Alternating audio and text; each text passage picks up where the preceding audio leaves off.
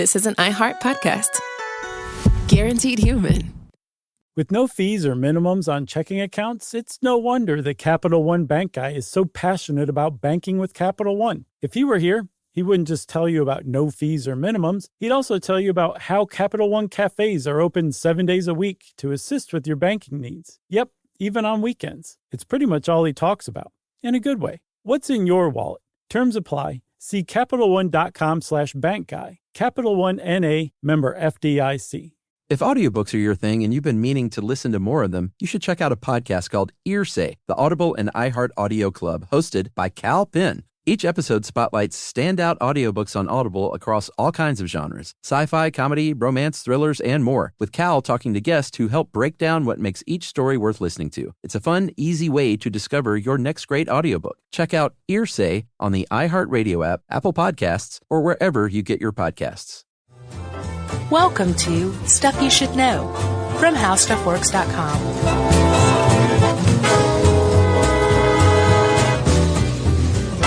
Hey, and welcome to the podcast. I'm Josh Clark. There's Charles W. Chuck Bryant, and there's Jerry. So this is Stuff You Should Know, the Dreamin' of Summer in the Middle of Winter edition. Oh, my friend, ice cream is a year-round treat for me. Yeah? Sure. I know. I had some last night. Oh, yeah? What'd you have? We're going to buzz market a lot, probably. Rocky Road and Vividly Vanilla. What brand is that? Kroger. Oh, yeah? Yeah, they were delicious. Nice. Yeah. Was it heavy or light? It was light. Yeah. Yeah, after reading this, I was like, man, this is very light. A lot of air in there. I taught myself to juggle with them. Oh, well, that's exciting. That was a cross-reference. Yeah, I'm a Ben & Jerry's guy. Well, yeah, it's great stuff. Yeah. Can't have too much of it, though, because I got the lactose issues. Really? Yeah. And ice cream is your favorite treat? Yeah, it's pretty sad. That's self-hate. Yeah, ice cream followed by a large glass of milk. Right? No, just kidding. Then you just inject a bunch of caseins directly into your neck. Yeah, I mean, fall over. It's not like I don't have lactose issues such that any kind of milk product really, it's just if I overdose on it. Huh. Like if I have a bunch of like pizza and ice cream or something. What do they call it? Like mildly sensitive, maybe? Maybe. Mildly intolerant? Yeah, I get the poopy butt. Like you're cool with like lactose at work, but you don't want lactose marrying your kid. You're that kind of intolerant to lactose, right? Exactly. Terrible. I just don't want it living next door to me. Right.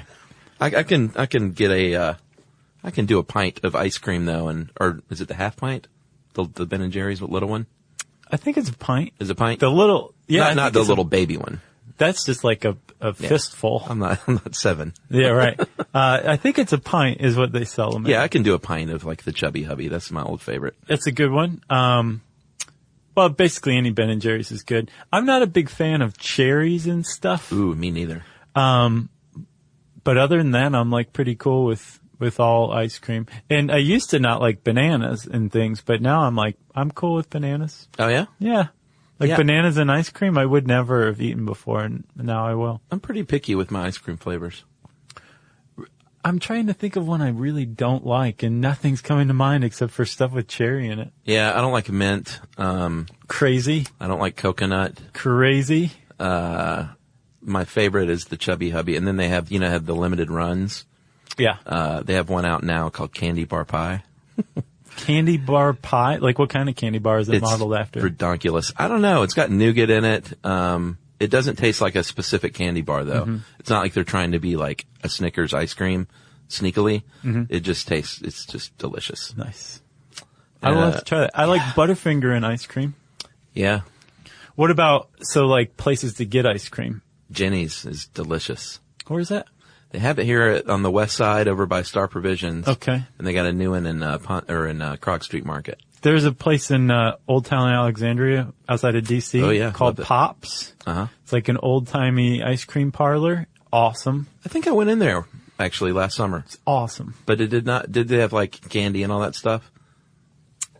Or is it just an ice cream shop? It's pretty much just ice cream. Oh, okay. Then There's like a couple of like long cases. They've got like the old like turn of the last century like furniture and everything and the striped wallpaper. Sure. So, like they're doing it right. Yeah. But then their ice cream stands behind it too. It's good. And then of course Friendly's. Yeah. Friendly's has the Reese's Pieces Sundae, which is probably the greatest ice cream treat ever created Yeah. in the history of humanity.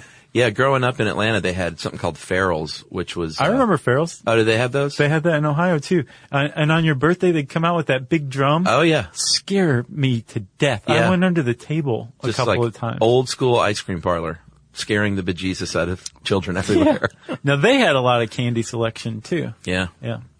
Man, let's just not even do this. Let's just talk about ice cream we love. I like this flavor. I like this flavor. Everyone's starving right now for it, though. I guarantee it with that intro. I have one more, though. Have you ever been to the Plaza Fiesta, I think is what it's called, over on Buford Highway? Yeah, oh yeah. Okay. They have a gelato place there. Ooh. That had tuna flavored gelato. Raw tuna flavored gelato. And by God, it tasted exactly like raw tuna flavor. I thought you were going to say it was good. It wasn't bad. Really? Like, yeah, if you eat like sashimi or something like that. I love sashimi. You would appreciate this. It's not something you're like, oh man, I've got to get some tuna flavored gelato. Right. But it's not like one bite and you spit it out. Yeah, yeah. You're just like, this is really odd. But Interesting. Unusually tasty. I'll have to try that. Yeah. My other thing I like lately is a little heat in the ice cream. Like some of them that have a little cayenne in the chocolate or... Oh, yeah, or with cinnamon or something. Yeah, that and some salted caramel. I am so over salted caramel or bacon and sweetness. I'm just so sick of that combination. Really? Yeah, it's all basically a ripoff of Wendy's fries and a Frosty dipped together. That's good too. That's fine. That's the original. That one, like, The original needed salty no sweet. improvement. Yeah. All right. Well, I'm salivating now. I am as well. Let's get through this and we can go get some ice cream, okay? Yay. You're buying. Okay. So the history of ice cream, Chuck. Yeah, How long could it possibly have been around? Where'd you find this, by the way? We need to give a good shout. Was that the Dairy Association? Yes. Yeah. Yeah, I think the International Dairy Association, the big guy. Not the Regional Dairy Association? No, they came up with this history of ice cream or frozen dairy treats is a Right. better way to put it.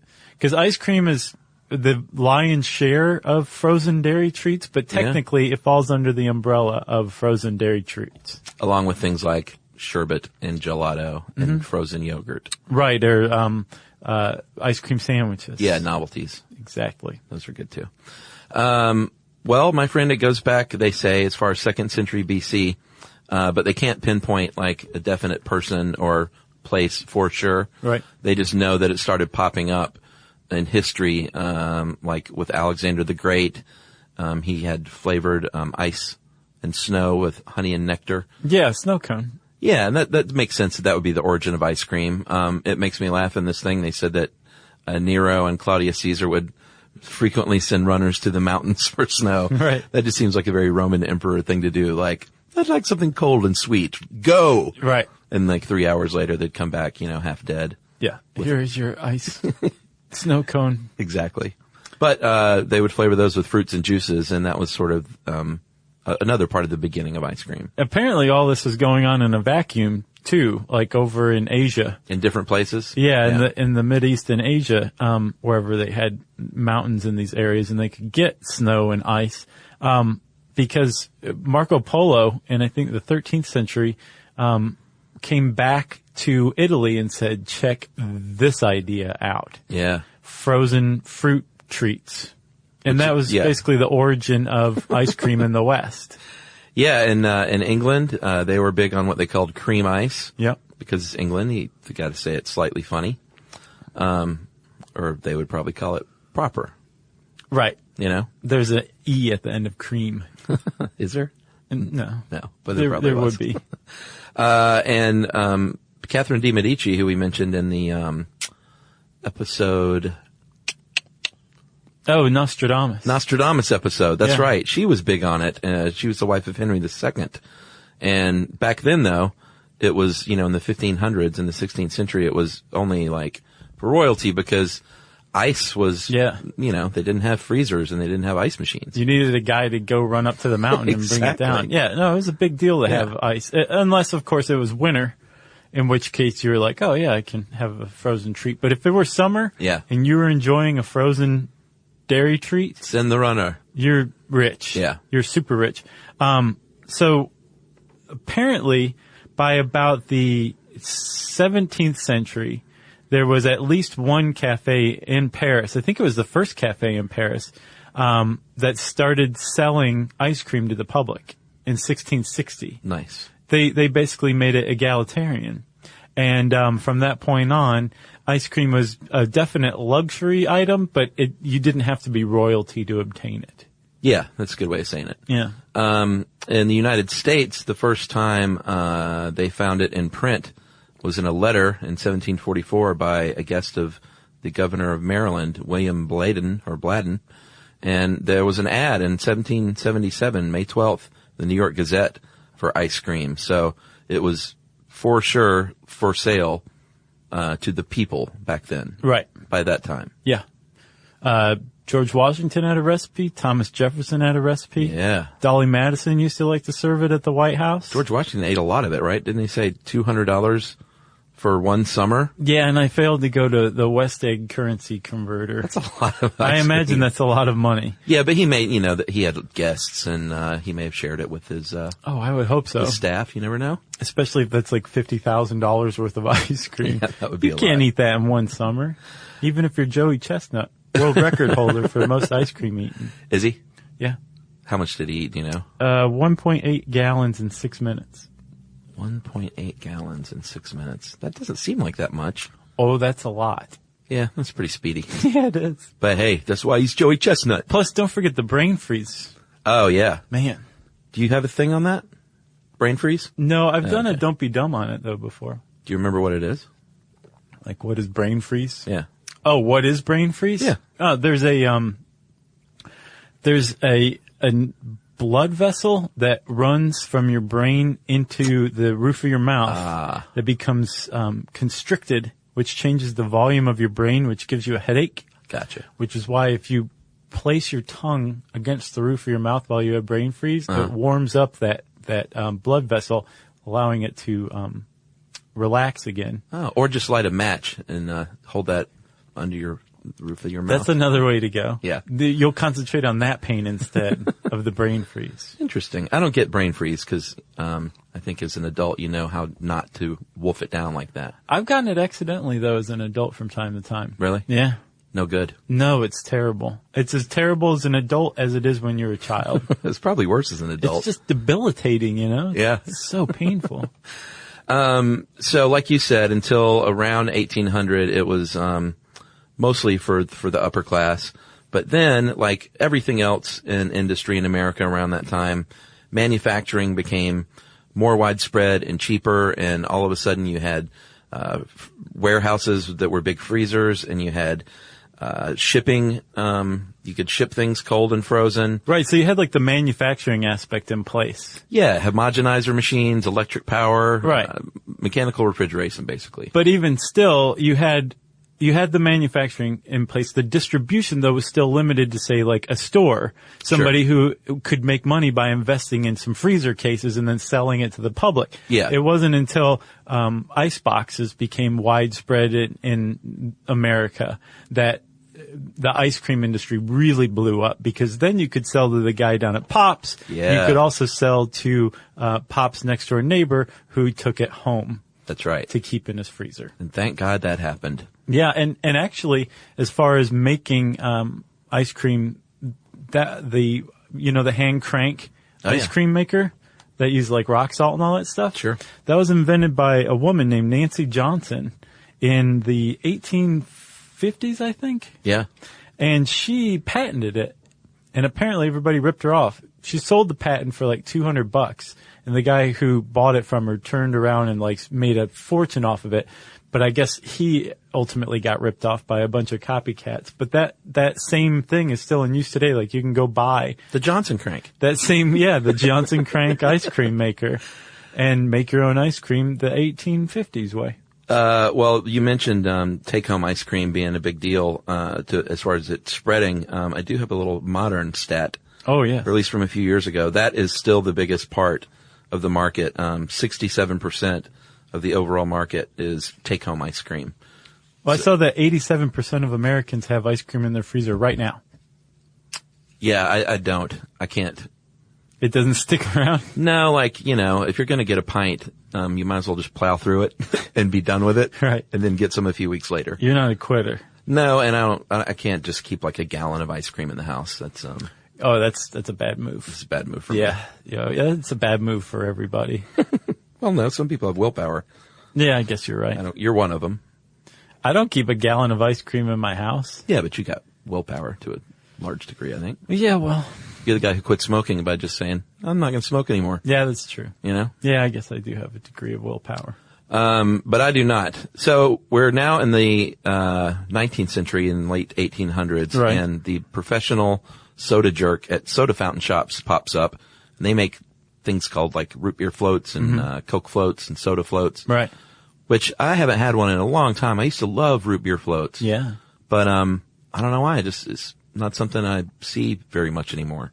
Well, you have to go to home. the trouble of putting it together. Yourself? Yeah. Yeah. Yeah, you don't see floats very often anymore. I'm sure there's some places that sell them, but They were good though. Oh yeah, man. Root beer and ice cream is a winning combination. Yeah. I mean, I haven't had one since I was a kid probably. Coke works too. Yeah. Coke float's good too. Root beer floats are the thing though. I think you're right. And then this was, for me, the fact of the show. I did not know about this. Religious criticism back then, they didn't like you eating things that were so rich and like gluttonous, I guess. They thought it was sinful. Yeah, well, yeah. On Sundays, that is. And so, in response, they took out the carbonated water or the root beer or whatever and made a sundae, and that's why they called it a sundae originally. But apparently they were like, are you mocking us? And the Soda Jerks Union said, no, and they changed the spelling from S-U-N-D-A-Y to S-U-N-D-A-E. Because they were mocking them. Right. Yes. And they were like, this was their act of retribution, changing the spelling of Sunday. And the other cool thing, too, was during World War II, apparently, it was the armed forces were all trying to outstep one another in providing ice cream to the troops in new and exciting ways, because it was such a morale booster, of course, to get ice cream when you're at war. Right. You know, a little taste of home. And I think was it the Navy that had the ship? Yeah, the world's first floating ice cream parlor. That's awesome. In the Western Pacific. Well, even before that, in World War I, ice cream was deemed an essential food. And so ice cream manufacturers got rations of sugar, so they could keep making ice cream during the war, even though everything else was being rationed. Yeah, and Ed points out that during the Depression, everything kind of slowed down that was a non-essential, including ice cream, but it never went away. And through the years, it's pretty much gained in popularity. I think in the 70s is when you started to see a little more health-conscious efforts. Yeah. Like the frozen yogurts and the like. Froyo. Froyo. Right. Emily loves the Froyo. It's good stuff. Like the new stuff that's really like from the Greek yogurt, you know? Oh, yeah. That's tangy. Changes everything. Not like, I think this can't be yogurt growing up. Was that even yogurt? That was just like soft serve ice cream, wasn't it? Is it This Can't Be? I thought it was the country's best yogurt. TCBY? We heard it was This Can't Be Yogurt. Huh. Maybe it was different, I wonder. It had to be the same. Yeah, TCBY. Yeah. No, TCBY was great. I don't know what it was. I think it's still around. It had to be yogurt because they couldn't call it that. But it wasn't, definitely not the tangy stuff that you see like at Pinkberry and stuff like that. Oh, it's so good. Yeah, I'm not the hugest fan. I love that stuff. Each bite is just like, it's just a trip through a flowery meadow. Every bite of... Really? Yes. Do you get the vanilla and add your stuff to it, or? I get the regular, like the, Yeah. just the, I guess, plain Yeah. version. Yeah, and then you throw in a little mango, some blueberries. Oh, look at you. The white yogurt chips on top. Uh-huh. That's a good combination. Or if you want to go a different route, there's like, a chocolate crunch and maybe some other kind of chocolatey, delicious treat on top. Man, I want some ice cream so bad. All right. Well, we'll get to the science of ice cream, which is decidedly less yummy sounding right after these messages.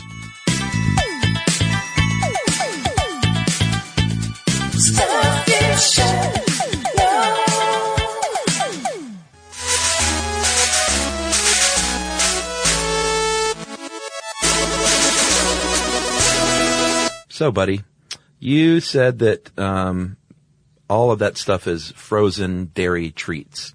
Right. but not necessarily ice cream because there's a definition, correct? Yes. So ice cream is a colloid, right? Yeah. Which is an unusual and complex substance. And actually, quicksand is a colloid. It's a colloidal gel, Yeah. technically. I remember that. But ice cream is a colloid, and a colloid is a substance where you have things that don't normally mix that are mixed together. Right. And in this case, you have fat and sugar and milk mixed together with a little bit of air thrown in. And what you need to create a colloid is something called an emulsifier. That's the bonding agent that holds everything together, these things that don't normally mix. And in the earliest cases, egg yolks were the emulsifier that held everything together. And of course, if you're making ice cream at home, you can still use egg yolks as an emulsifier. It's an easy go-to thing. But if you're manufacturing it on a large scale, you're probably using something like xanthan gum or something else Sure. to emulsify and stabilize the whole thing, to hold it together.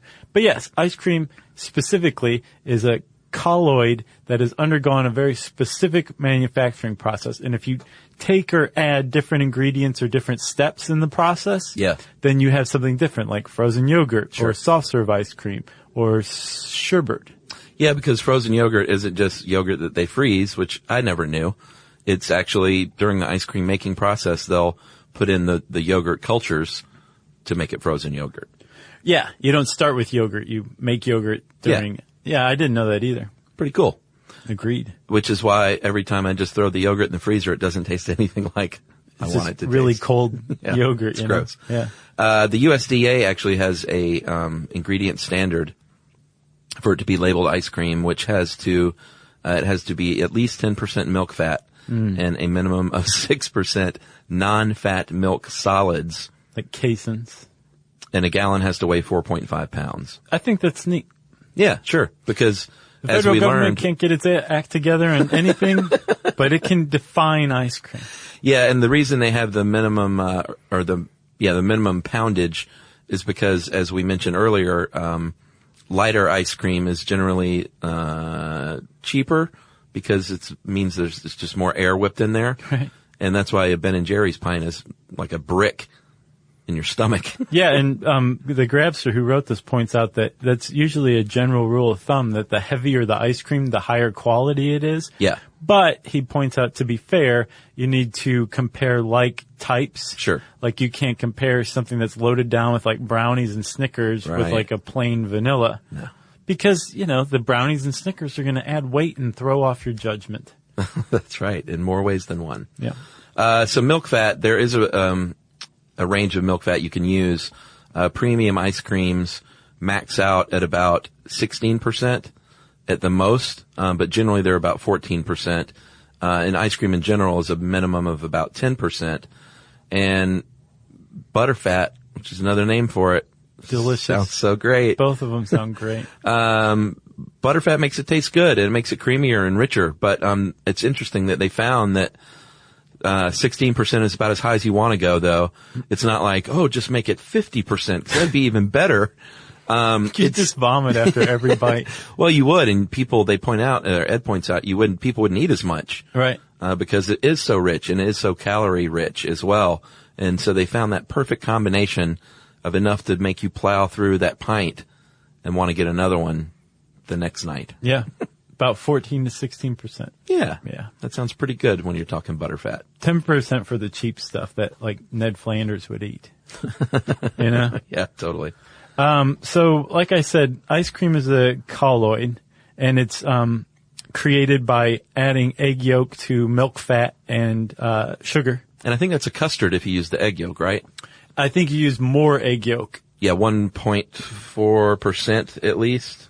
Something like that. I thought it was higher than that. Yeah, frozen custard is at least 1.4% egg yolk solids. Okay. So that's even worse for you. Right. So that's just like, well, not necessarily. Well, cholesterol wise, sure. But the ice cream itself is specifically just this combination of different types of ingredients with other agents that hold the whole thing together, that's put through this process, right?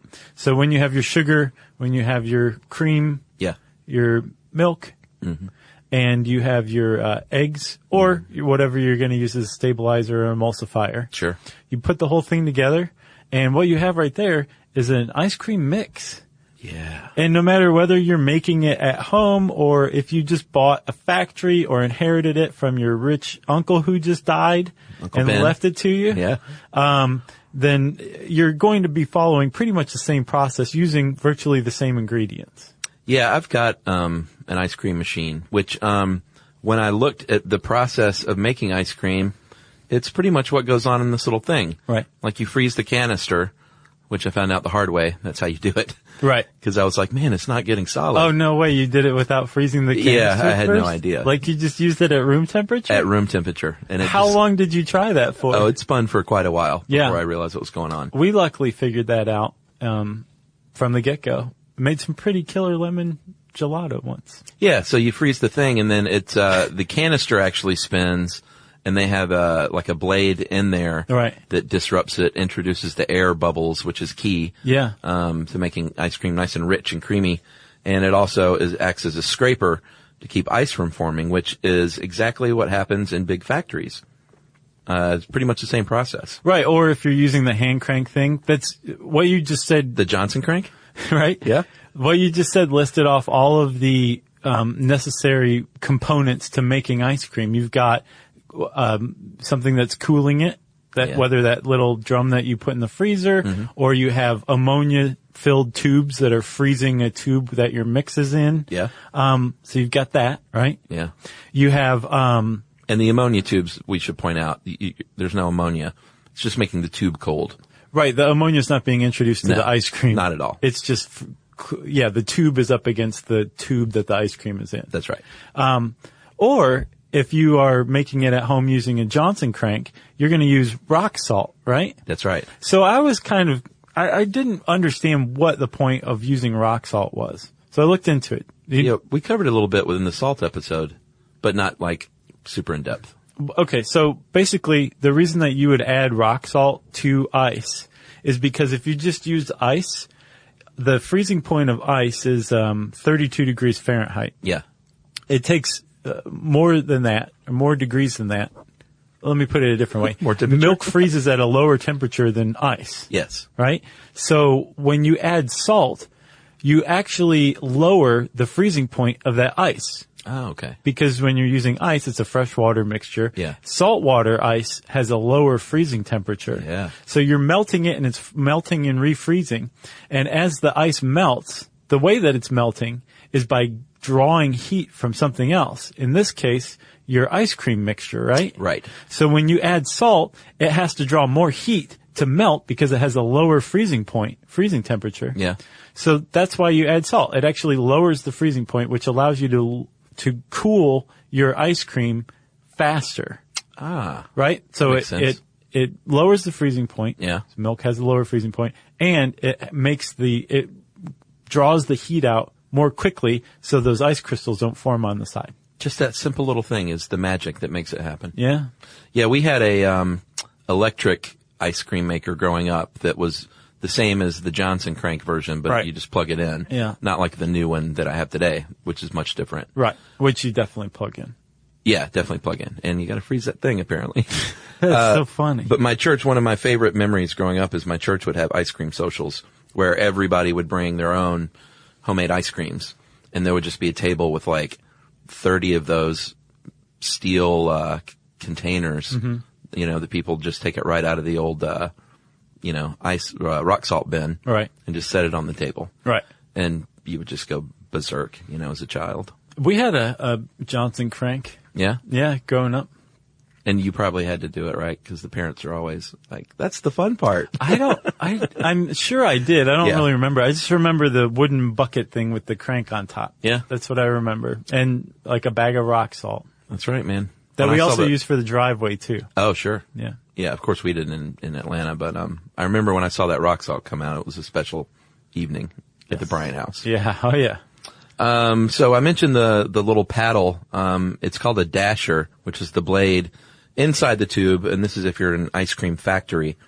And like we said, it whips it up, introducing those air bubbles, and that's what gives it the structure. And like I said, also prevents the ice crystals larger ice crystals from forming, because you don't want that. No. You want it cold, but you don't want ice. And we should say by this time you've got your ice cream mixture, but you've already added whatever flavor you're going to add. Right. But if you're adding chunks of stuff, Which you should. you're not doing that quite yet. No. So you're freezing it. What you've just created is a frozen ice cream mixture. Yeah. It's not technically USDA standard ice cream yet. If you stopped right here, and even if you added the Snickers or the brownies or whatever, Or both. what you would have is soft serve ice cream. Yeah. The ice cream still has another step to go through to become regular old ice cream, and that's the hardening process. Yeah, the hard freeze. Yeah. And that's basically all it is you take that soft serve and you have to get it down super low, at least to 0 degrees Fahrenheit. But, when you're in an ice cream factory, you're going to pump it down even lower because you're going to be shipping it and packaging it, and you want it to stay nice and hard throughout that whole process. Yeah. And, and that's how you do it. That's pretty much it. That's pretty much making ice cream. It's a great, great thing that everyone should try. Making ice cream? Sure, yeah. Well, actually, that's funny that you say that, because whether you have a hand crank or one of those awesome electric ones that you have to freeze the drum ahead of time, you can also just make it at home with like basically nothing. Yeah. Just using a couple of baggies. Yeah. Like a bigger baggie, a smaller baggie, and make a little rock salt mixture. And, well, I won't go through the whole recipe, but if you go to How Stuff Works and look up how ice cream works, there is a recipe for 5-minute ice cream that makes just a little bit using nothing but plastic bags and the ice cream ingredients. Yeah, and I don't think we mentioned that it's pasteurized along the way too, which that's is a an big important one. step. Yeah. Pasteurization keeps you from getting salmonella. Yes. And if you're making your own mix at home, you can even do that yourself with a double boiler. So, we'll talk a little bit about just how much everybody loves ice cream right after this.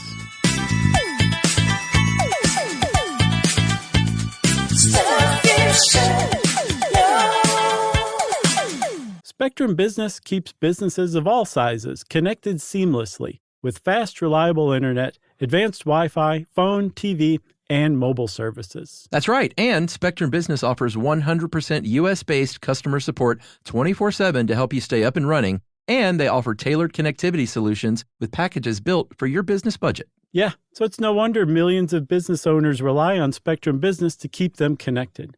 Visit spectrum.com/business to learn more. Restrictions apply. Services not available in all areas. You know, it's hard to believe that the first phone call ever happened over 150 years ago. Just think about that, Chuck. Yeah, it was a long time ago. And I'm Gen X, so I grew up talking on the phone with my friends in high school and stuff, and it was a really fond memory. And over all these years and all these phone calls, AT&T has been there, connecting people in meaningful ways. And this is more than a story of technological innovation. It's a story of human connection. That's right. Over that 150 years, there's been a lot of connection with people, whether it was me in high school or family connecting with one another long distance or those long distance relationships. And AT&T has been there for it all. Connecting changes everything. AT&T.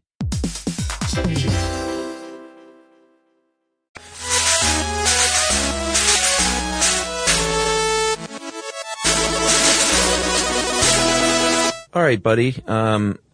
We will finish this out with some stats and the like, but first we should talk about overrun, because that's an important part of ice cream, because when you're making ice cream, there's going to be an increase in volume as you go, because you're whipping all that air into it. Yeah. And that increase is called overrun. Right. And it's indicated by a percentage. Yeah, so if the volume goes from 1 gallon of ice cream mixture to a completed 1.5 gallons of ice cream, it's a 50% overrun. Which is good. But what the pros shoot for, like our friends at Bluebell, with the great commercials. Yeah.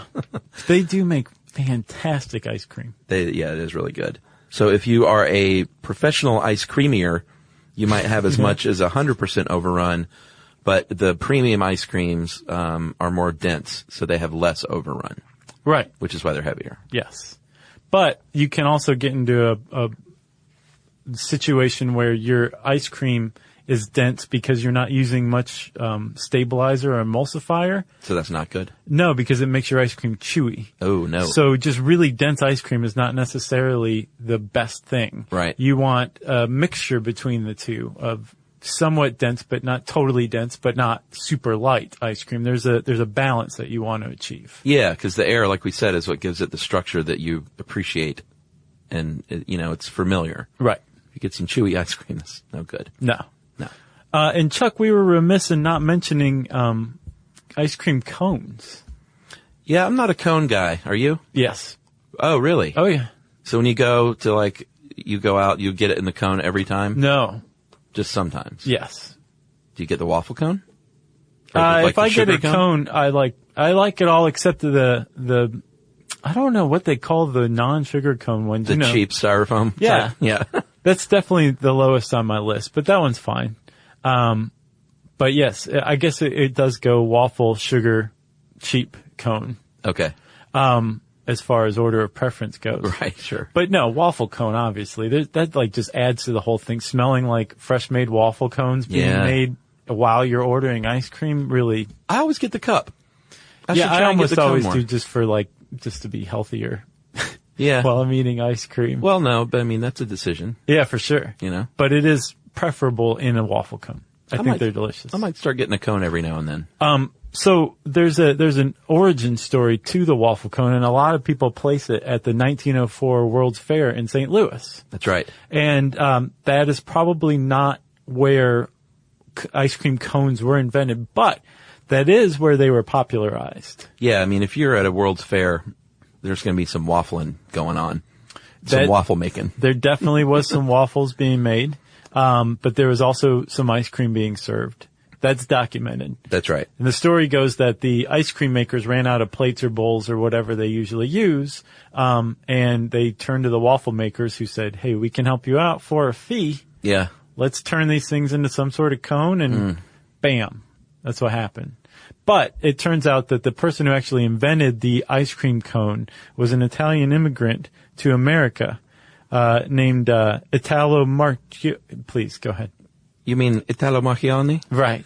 Yeah, and he also invented the ice creama, a ice creama, a we ice creama, not ice creama. Nice. I think he was the first one to coin that term. He was into ice cream big time. Yeah, but he actually filed a patent for the cone-making machine. A full year ahead of the fair. Yeah, so he generally gets credited with the invention of the ice cream cone, although just because you patent the machine doesn't necessarily mean that you were the first person who thought of the cone. No, supposedly there's French cookbooks that date back to the 1840s that have recipes for ice cream cones. Oh, really? Yeah. Well, and we also didn't mention Jacob Fussell. We'd probably need to mention that guy because he was the first. He opened the first wholesale manufacturing operation in the United States in Baltimore, and he, like some of the greatest success stories in business, sort of got into it by accident because he was just a dairy guy, right, who had too much cream and was like, well, I guess I can try this ice cream thing out. And before you knew it, he was selling more ice cream than he was anything else. Yes. So good for him. Good for us. That's true. Good for all of us. So if you want to become like a Jacob Fussell type, you can actually go, depending on where you are in the country, to your local major university. And they may or may not, depending on the size of their dairy program, offer like a real ice cream course. Yeah, Penn State is known for one, correct? Yeah, Wisconsin has one. Oh, of course. Actually, Penn State graduated Ben and Jerry back in 1977. Really? Yep. In ice creamery? Yes. Ah, I thought you were going to say no, they were architects. No, one of them tried to get into med school. He graduated and couldn't afford med school. Yeah. The other one just dropped out of college, but both of them went together to Penn State's ice cream course and graduated. Cool. Well, I saw, I went to their website to look at some of their facts, and they, I think they said they started their initial business with like $4,000. I saw 12. Oh, 12 grand? Yeah. Well, either way, that's cheap. I know. You know? It is. I do have some other stats, though. Lay them on us, Chuck. Yeah, it's been a while since we've had a stat run. The majority of U.S. ice cream and frozen dessert manufacturers have been in business for more than 50 years, and many are still family-owned.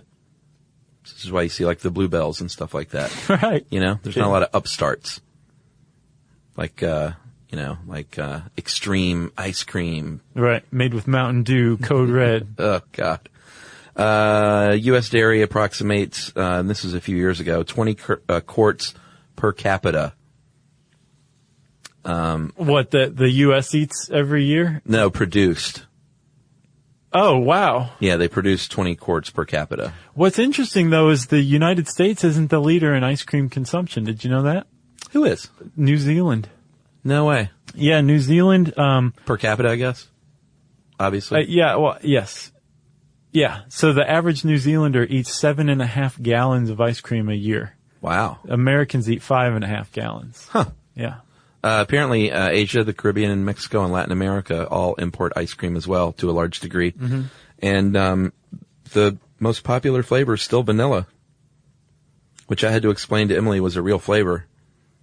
She thinks it's an absence of all flavors, Right, like white light. Like white, yeah. It's like, no, vanilla's a thing. Yeah. And some people love it. Vanilla's still good. She thinks it's a waste of calories to eat anything that's just plain vanilla. There are really good vanillas out there that you're just like, this is all that's needed. Oh, yeah, I agree. know? Like super creamy, like vanilla bean. Mm-hmm. Yummy. Yeah. And then chocolate chip mint and cookies and cream followed as the next most popular. I'm surprised plain chocolate is not on the list. I saw a Grubhub survey. They did most popular ice cream flavors by flavor ordered, and vanilla was number 1. Wow. That's surprising. But green tea was number 2. And I was thinking about it, and it's probably because, like at a Japanese restaurant, Yeah. you don't really have any other options besides, Oh, sure. green tea. Yeah. I've never had the green tea ice cream. Is it good? Oh my God. Yeah. Really? Yeah. Dude. I don't eat dessert in restaurants. It's so good. Yeah, I'm going to have to start eating If you dessert go to a in good restaurants. Japanese restaurant, they bring it out whether you ask for it or not. It's Oh, like part really? of the meal. Oh, and wow. it'll be like green tea or red bean is Yeah. another one too. That's Yeah. a pretty good ice cream, but green tea definitely has it destroyed. That sounds delicious. Yes, it is. I'm hungry. Yeah. So if you want to know more about ice cream and to get this awesome, really easy 5-minute ice cream recipe, go to howstuffworks.com and type ice cream in the search bar. And since I said search bar, it's time for listener mail. I'm going to call this first of 2 scientific method emails. So you're going to hear one here and then one in the next one. Awesome. Because these are great. I was super proud of that one. And we got a lot of kudos from scientists, which is always nice. Hey guys, my name is Danny. I'm 23 and recently graduated with a degree in astronomy and physics. Now work at an aerospace company in LA on a space mission concept called the Star Shade. Where you go, Danny? I know. The Star Shade is a really awesome piece of tech that will allow us to image planets around other stars and ultimately search for life outside of our solar system. I'm writing because I was just listening to the podcast on the scientific method, and as someone whose job regularly involves the scientific method, I want to express my appreciation for you guys recording such a great discussion on the subject. It's extremely important to give the public the opportunity to learn about science. I think that your podcast is a great vehicle by which this is achieved, so thanks. I remember once in the show, you guys let it slip that you get a few hundred emails a week. So statistically speaking, I'm twice as likely to become a millionaire than to get my email read on the show. I saw that and I felt like he was baiting us. Oh, he totally was. And it worked. But in the case that some miracle happens and you do read it, I'd love if you could plug the astrophysics blog my friends and I have. It's called Astrophysics Unleashed and can be found online at astrophysics-unleashed.tumblr.com. And it's a place where we seek to expose the beauty hidden within astronomy and modern science. It's a great place for the inquiring mind to find food for thought or to ask questions. So that is from Danny, and he said, I wanted to shout out to Jerry, Jeri, but I was afraid I'd spell her name wrong. Hopefully that is right. Tell her that I have no idea what she's like at all, but I'd be willing to bet that she's really cool. Oh, that was nice. Man, usually people have like a better chance of getting struck by lightning than spelling Jerry's name correctly, but he nailed it. Well, and here's a spoiler. The other scientist said the exact same thing about spelling her name wrong, and he spelled it right. Wow. So how about that? Man. Scientists are smart. If you want to get in touch with us, you can tweet to us, usually. Sure. SYSK Podcast. You can join us on Facebook.com/StuffYouShouldKnow. You can send us an email to StuffPodcast@HowStuffWorks.com. And you can join us at our home on the web, StuffYouShouldKnow.com.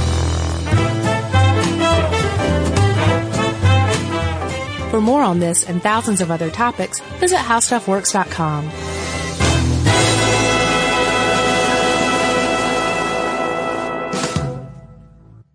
You know, you could be adored by everyone and still completely ignored by your cat. Trust me, I know. But if you feed your cat Sheba, you can go from being ignored to truly adored in 12 days, guaranteed, or your money back. Sheba has a full menu of products, appetizers, entrees, treats, even a kitten's menu. It's so cute, so Sheba has a product for even the pickiest eater. Like Sheba Puree, it's made with bone broth, they are chef-inspired flavors, it's got a smooth and creamy texture that cats love, and contains no corn, wheat, soy, or artificial flavors. It's food that your cat's gonna love. To learn more, check out Sheba.com. That's SHEBA.com. Everyone knows winter is the real mess maker. You don't need WeatherTech floor liners for summer unless you hit the beach and half the beach ends up back in your car, or the campsite dirt ends up in your trunk. Then you'd want a cargo liner, or a road trip goes sideways, lemonade spills, ketchup goes rogue, ice cream drips. Yeah, you'd be pretty happy about those WeatherTech seat protectors. So just to be clear, as the mud you're inevitably going to step in this summer, you don't need WeatherTech unless you plan on doing summer. Visit WeatherTech.com today. This is an iHeart podcast. Guaranteed human.